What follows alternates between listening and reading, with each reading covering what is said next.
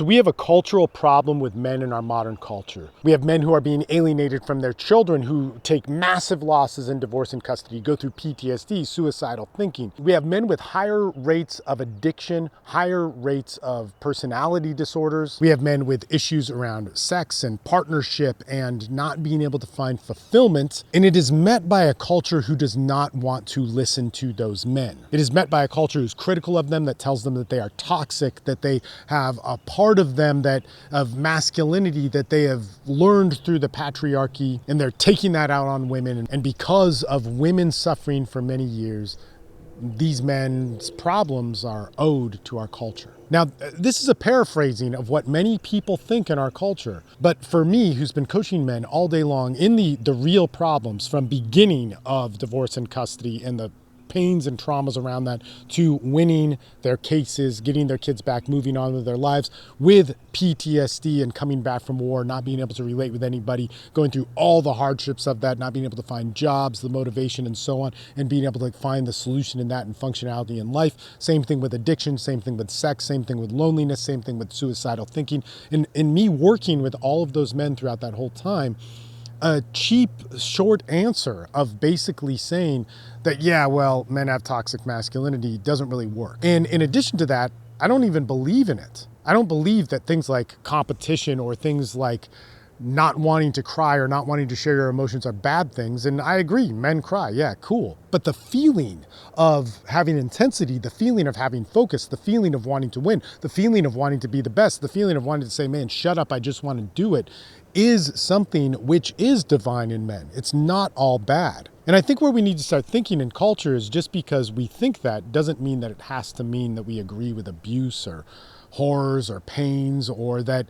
women's suffering didn't happen, or that feminism is this horrible thing. See, because I believe that there's a worth and a value to men's clarity, men's desire, men's drive, men's sex, men's wanting to kill, wanting to hurt, wanting to fight for things, doesn't mean that a man has to only act that way, or that seed that begins as that and even grows into ideas of that doesn't have to turn into something bad. I know that it turns into something divine. It turns into something good. But just also because I believe in that, to be clear, I agree that women have suffered in huge ways. I agree that rape is bad. I agree that hurting people is bad. I agree that thinking that I'm more powerful than a woman is bad, just because I'm a man. And see, the reason why I'm saying all of this is because we need to start understanding that many of men's problems are here because we have taken away a man's ability to do that.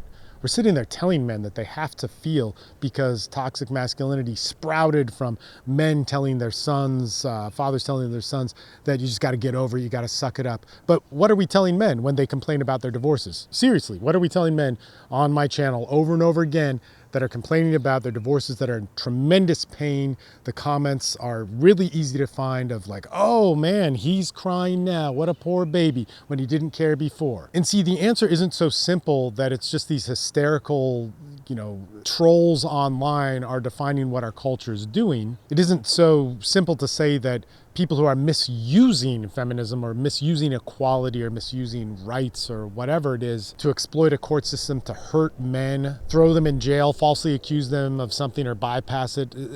The answer's not that simple. And to dive into all those different social issues, man, that is a long series of videos that hopefully one day I will make. But I want to tell you now, it is just BS, and it's something that's not helping anybody. What does help men is brotherhood. What does help men is fraternity. What does help men is men unifying and coming together to be able to sort out their problems. Look, men do cry, men do have pain, men do have emotions, but men also have fight, they have battle, they have wanting to kill, they have revenge, they have competition, they have all these different things that are shut down by our culture that tie into their solution. And see, we need to start having the solution for men be led by men and not led by women who want to make laws and rules and guide men based off of fear, based off of pain, based off of pain that might be unresolved. Something I want to tell the world now is that men need to lead back to masculinity. Men who have gone through pain, men who have gone through hardships, men who have gone through some of the toughest things need to start redefining to other men what strength actually is. That you can find power in your pain, and that the real alpha males of our generation are the men who have gone through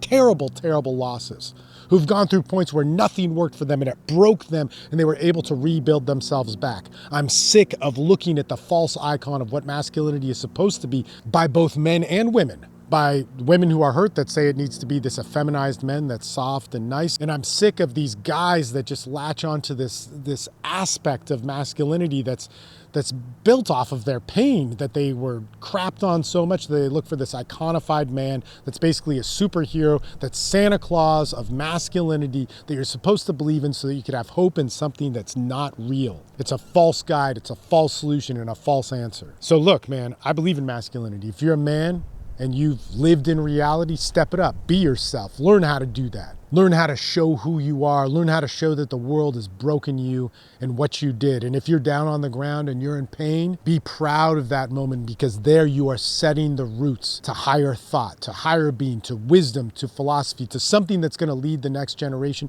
Because if we don't do something about it, the next generation is gonna be feeding themselves off of the unresolved pain and disorder that we wanted to bypass. And that's not what masculinity is about.